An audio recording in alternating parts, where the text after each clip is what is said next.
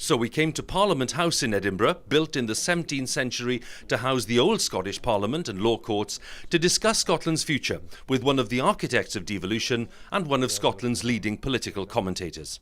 Leslie, we're 18 months after the referendum. Is it your view that Scotland is nonetheless still on the road to independence? Well, I think it is, because Scotland has been getting more of a sense of itself, of a Scottish way of doing things, more confidence with all the process we've been through.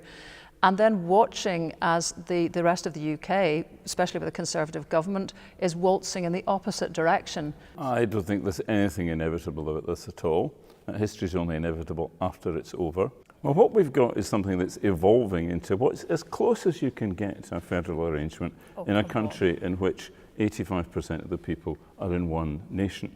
And if you look at the powers that the Scottish Parliament has, it's got more powers than a federal unit in almost any federal state, more than the Swiss, more than the Canadians. So what you can't say is it's not from looking from Edinburgh, this feels more federal than it does looking from London. Can I ask you one thing, Jim? Does it have more borrowing powers than a local council? Yes. It doesn't. Well, our actually, borrowing powers are really low. No local council in Scotland or anywhere in the UK can borrow £5 billion in 1 year.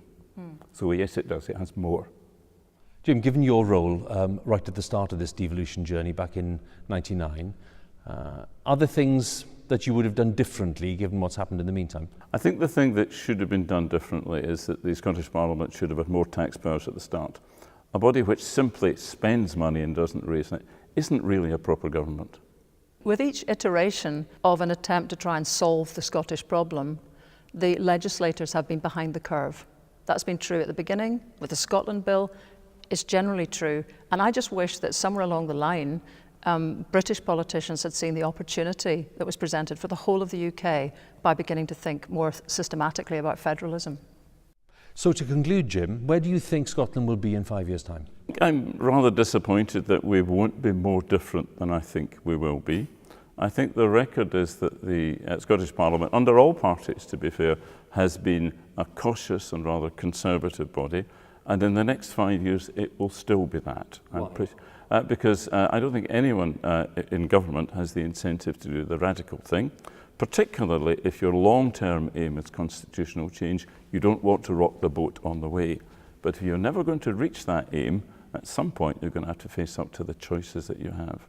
And Leslie, your sense of where Scotland will be in 5 years? Well, it so depends on the European referendum. I mean, if we do end up in this situation of the UK voting to leave but Scotland voting to stay in, that does look like a pretty healthy trigger for a reassessment of whether Scotland really fits anymore within that kind of UK. So it's hard to answer it now because that's looming so large over us.